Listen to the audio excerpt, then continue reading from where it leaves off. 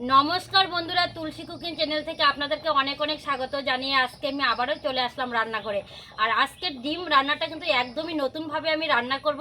আশা করি আপনাদের খুবই ভালো লাগবে। প্রথম থেকে লাস্ট পর্যন্ত ভিডিওটি দেখবেন।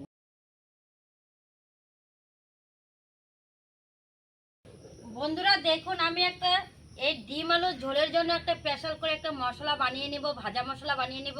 আর কি করে আমি বানাবো আপনার সঙ্গে থাকুন, দেখুন। আমি প্রথমে দিয়ে দিব কড়াইতে আমি কিছু মৌরি, দিয়ে দেবো আমি ধনে, তেজপাতা, শুকনো লঙ্কা,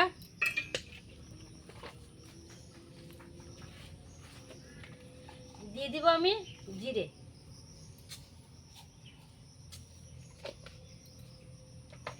এখন এগুলো একটু আমি ভালো করে মুড়মুড়ে করে একটু ভেজে নেব।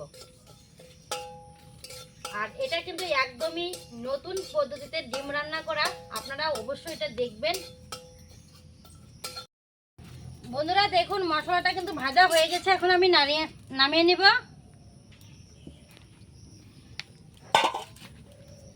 আর এটা কিন্তু একদমই গরম গরম এই মশলাটা আমি গুঁড়ো করে নেব। আপনারা যে কোনো মিক্সিতেও করতে পারেন, আমি শিলনোড়াতে করছি। দেখুন কত সুন্দর একটা গন্ধ বেরোচ্ছে। এই মশলাটাই হচ্ছে তরকারির টেস্ট বাড়িয়ে দিবে। আপনারা কিন্তু এইভাবে বাড়িতে একবার হলেও ট্রাই করে দেখবেন, আশা করি খুব ভালো লাগবে।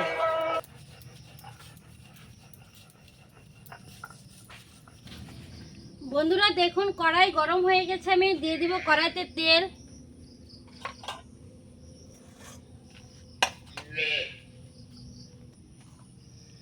আর বন্ধুরা দেখুন, আমি হাঁসের ডিম নিয়েছি। এই ডিমগুলো আর আলুগুলো আমি লাল লাল করে হলুদ দিয়ে আর লবণ দিয়ে ভেজে নেব।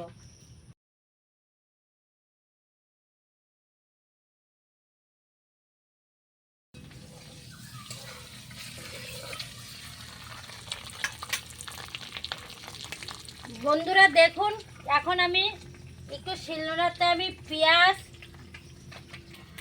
রসুন,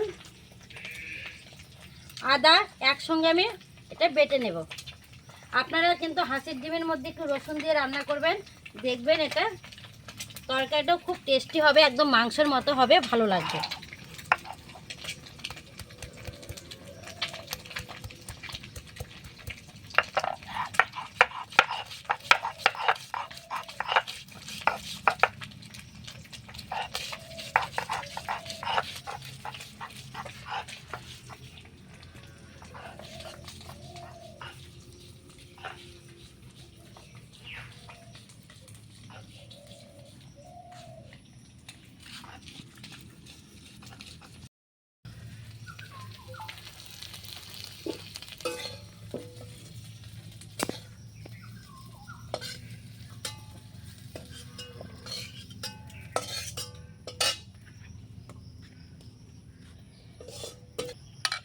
বন্ধুরা দেখুন, আলুগুলো সব ভাজা হয়ে গেছে। এখন আমি দিয়ে দিব কড়াইতে তেল। আর এদিকে দেখুন, আমি পেঁয়াজ, আদা সমস্ত কিছু আমার শিলনোড়াতে আমি বাটা হয়ে গেছে। এখন আমি কড়াইতে দিয়ে দিব গোটা গরম মশলা, দিয়ে দিব আমি গোটা গরম মশলা, দিয়ে দিব আমি গোটা জিরা,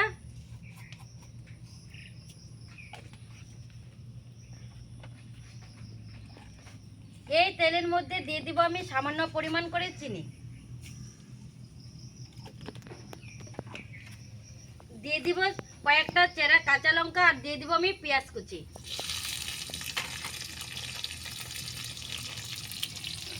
এখন আমি এই পেঁয়াজগুলি একটু লাল লাল করে আমি ভেজে নেব।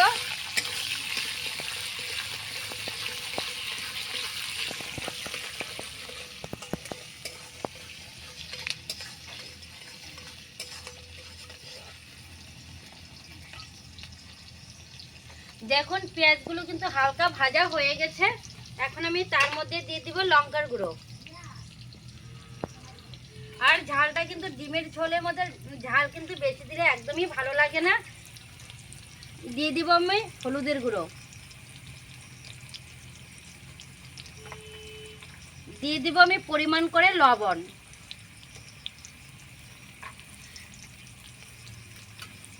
আর এখানে আছে পেঁয়াজ, আদা, রসুন একসঙ্গে বাটা দিয়ে দিব। এখন এই মশলাটা ভালো করে আমি কষিয়ে নেব।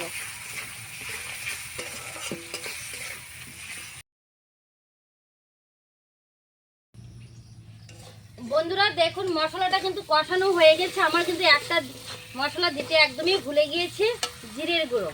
আমি এখন এটা তার মধ্যে দিয়ে দিব আমি জিরের গুঁড়ো।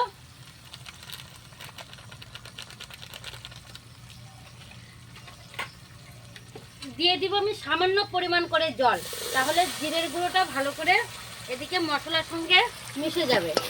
তবে আমি আরেকটু ভেজে নেব, কেননা জিরের গুঁড়োটা যেহেতু আমি পরে দিয়েছি।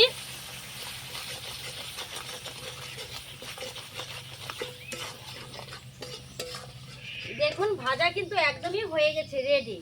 এখন আমি দিয়ে দিব এই ভাজা আলুগুলো। ভাজা আলুগুলো দিয়ে আমি একটু মশলার সঙ্গে মিশিয়ে নেব আর একটু হালকা নাড়াচাড়া করে একটু ভেজে নেব।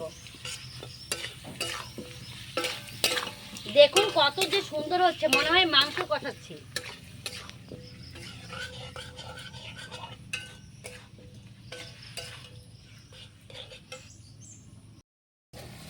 দেখুন বন্ধুরা আলুটা কিন্তু মশলার সঙ্গে ভাজা হয়ে গেছে, সুন্দর একটা গন্ধ বেরিয়েছে আর মশলা থেকে তেল ছেড়ে দিয়েছে।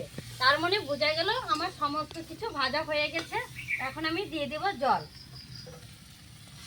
আপনারা ঝোলটা যেরকম যার পছন্দ সেরকম করে দিতে পারেন। আমি বেশি ঝোল দেবো না, একটু শুকনো শুকনোই খাবো, তার জন্য আমি অল্প পরিমাণে করে আমি জল দিয়েছি।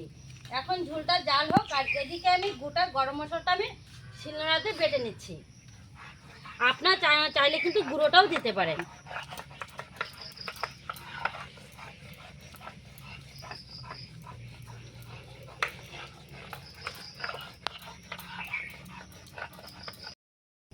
বন্ধুরা দেখুন তরকারিটা কিন্তু এদিকে জাল হচ্ছে, কি সুন্দর টকবক করছে। আর এখানে যে আমি ভাজা মশলাটা আমি শিলনোড়াতে গুঁড়ো করেছিলাম, একটু দেখুন দানা দানা আছে। এখন এটা আমি ভালো করে এটা একটা চালনার সাহায্যে আমি এটা চেলে নিচ্ছি, তাহলে যে এই দানাগুলো আর থাকবে না, তোমার তরকারিটা দেখতে ভালো লাগবে। আর এখন আমি কি করব, এই ডিমগুলো একটু কেটে কেটে ঝুলে দিয়ে দেব।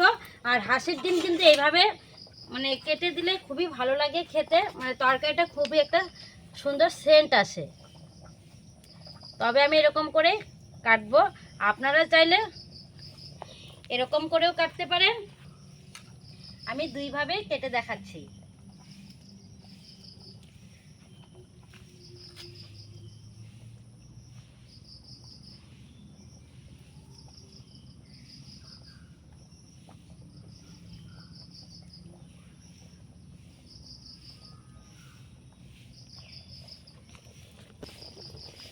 দেখুন এই ডিমগুলো যে কেটে দিয়েছি আর ডিমের কুসুমগুলো কিন্তু হালকা হালকা ভেঙে যাবে, তরকারিটাও মানে সুন্দর টেস্টি হবে। আর ঝোলের কালারটাও মানে এমনিতে দেখুন কত সুন্দর হয়েছে। এখন এই ভাজা মশলাটা আমি দিয়ে দিব তার উপরে, দেখবেন কত সুন্দর একটা কালার যে হয়। এই দেখুন এই ভাজা মশলাটা দেওয়ার সঙ্গে সঙ্গে তরকারির কালারটা কিন্তু পরিবর্তন হয়ে গেছে। এখন আমি দিয়ে দিব এই বাটা গরম মশলাটা, দিয়ে আমি একটু হালকা জাল করে নামিয়ে নেব। যদি আমার ভিডিওটি আপনাদের ভালো লাগে অবশ্যই আপনারা আমার চ্যানেলটা সাবস্ক্রাইব করে লাইক কমেন্ট করে শেয়ার করে দিবেন। আর নতুন নতুন ভিডিও পাওয়ার জন্য অবশ্যই আপনারা আমার পাশে থাকবেন, বেল আইকনটি টিপ দিয়ে সাবস্ক্রাইব করে রাখবেন। ঠিক আছে, আবার নতুন নেক্সট ভিডিওতে দেখা হবে আপনাদের সঙ্গে।